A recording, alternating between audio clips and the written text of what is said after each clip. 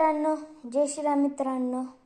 आज शाळेला सुट्टी असल्यामुळे मी माझ्या गृहपाठाच्या वह्या पूर्ण झाल्या नव्हत्या, त्या पूर्ण करत बसलो होतो. तेवढ्यात माझ्या अंकलची मुलगी आली. ती माझ्या वह्या घेत होती म्हणून मी अभ्यास ठेवून दिला.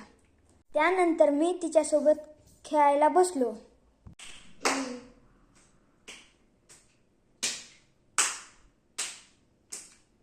आम्ही आम चोरी चप्पा चोरी हा गेम खेळला. त्यानंतर मी व ती दुकानाला गेलो.